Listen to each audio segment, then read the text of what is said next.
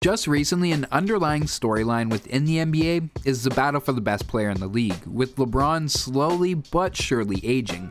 After Giannis had won both the MVP and Defensive Player of the Year awards in 2020, then followed it up the next year by breaking through to the finals where he dropped 50 points on the way to winning his first ring and the finals MVP award, it had seemed pretty clear that Giannis was holding the crown. But then a guy named Nikola Jokic went back-to-back winning MVPs while carrying a Nuggets team that had Will Barton at a 21% usage rate to 50 wins. And at that point, it had really seemed that Jokic was creeping up to take the crown from Giannis. But then Joel Embiid came along, with a little help from the 76ers campaigning hard for his MVP win, and for a brief minute, Embiid was that guy in the league. Until he was eliminated by Boston in the playoffs, and everyone was instantly reminded that he's never had any playoff success whatsoever.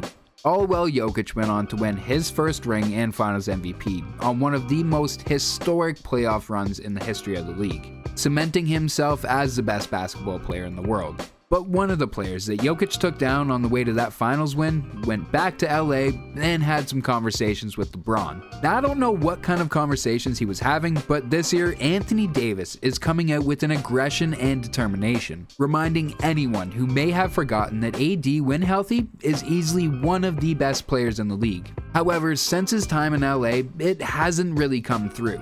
When he had joined the Lakers, it was pretty clear that he was going to be their future, with LeBron still having gas left in the tank, but no one was oblivious to the fact that he was 35 at the time. Additionally, the franchise trading off their entire young core and a lot of their future picks in a massive trade. With AD joining the squad, they were expected to be competitive and a good team definitely, but they definitely overperformed to start the season, going 7-1 through the first 8 games. Then they lost 1 game to the Raptors before going on another 10-game win streak to close out November, being 17-2 at the time. They carried out that dominance up until March 10th, where they had their last game for quite a while, as the league and the entire world was shut down, leaving the Lakers at 49-14. Through this time, all team activities were suspended, but the Lakers may have been using the odd team facility here and there. Nevertheless, when the bubble idea came about and all 22 teams that were eligible came down to Florida, they weren't looking as good as they had before the league stoppage, going 2 for 5 in those games leading up to the playoffs, where they would face against the Trailblazers, and actually make short work of them in 5 games. In fact, they beat every team in 5 on their way to the finals, with AD averaging 29, 9, and 3 over those 3 series, and notably averaging 31, 6, and 3 against Jokic's Nuggets. And it's also worth mentioning that he played every single one of those games, and then going into the finals where his dominance only continued, beating the Heat in 6 to finally get his first ring. And although LeBron won the finals MVP, there's definitely a case that it could have also went to AD. But since that championship season, there really isn't a whole lot to say. He can still put up those monster numbers and impact the game, but in 3 full seasons, he's only played 36, 40, and then 56 games. With all of this totaling to a first round exit, not even making the playoffs, and then completely getting swept in the playoffs last year by Jokic. But as I did mention before, this definitely looks to have fueled AD to go on a vengeance where he's definitely going to be eyeing up the Larry O'Brien trophy and the MVP award. Anthony Davis has started this season off on a complete rampage. While he didn't have his best game on opening night against the Nuggets, which led to a loss, AD seemed to take it personally. This led to a 2-week-long explosion where Davis never scored under 26 points, never got under 10 boards, and never got under 3 blocks. The Lakers looked like they really could take on any team during this stretch, and Davis was Mr. Do-It-All. They beat the Phoenix Suns behind a 30-point 3-block performance from AD and got the win against the Clippers behind a 27-point 4-block game.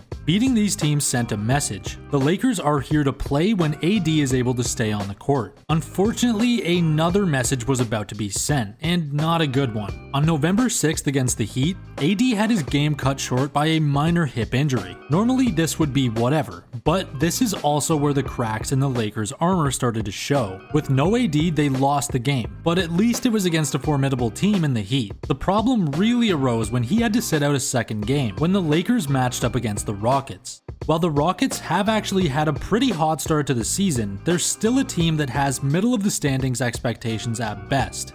And they blew the Lakers out by 30 points while Davis was sitting. This exposed a pretty big problem. While there is a lot of talent on paper on the Lakers, they'd suck without AD, to put it bluntly. He's even had to play a super high amount of minutes this season in the games he's played, playing 42 minutes in a loss to Sacramento, 39 minutes against the Suns, and even had to play 38 minutes against Orlando in their first matchup. This isn't even mentioning his 48-minute game against the Clippers when it went to OT. So far, this season is living proof that this is actually AD's team now, and it's not just LeBron gassing up his co-star anymore. Fortunately, he's back playing after taking a game and a half off, and got a win in his comeback against the Phoenix Suns. AD has without a doubt so far been delivering, but you can't expect the man to play 40 minutes every night and not get injured throughout the season. The Lakers seriously need a change before the deadline passes to ease the load AD currently has to carry. Luckily, Rob Pelinka has apparently been inquiring about picking up a third star to form a proper big three.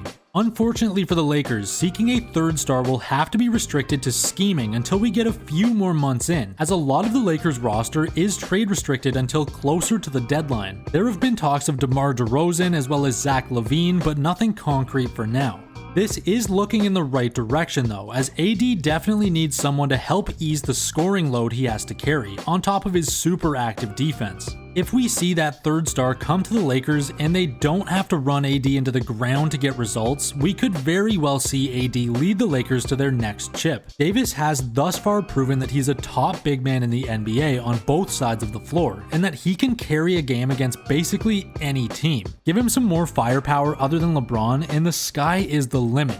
There's no doubt that LeBron is still an unbelievable basketball player, and he'll continue to be a key contributor for years to come. But as he's aging, this team is now AD's for the taking. He's by far the best player on the team in the current year, and LeBron even wants him to step up. If there were any year for Davis to prove himself as the top dog, it's this year, and he started the season off looking like he was primed to take that mantle. Only time will tell if AD doesn't step up to the plate in the long term, but for now, he's looking like the Lakers' only hope. Thanks for watching. If you enjoyed the video, drop a like, or maybe even consider subscribing. It would mean a lot to us, and we'll see you next week.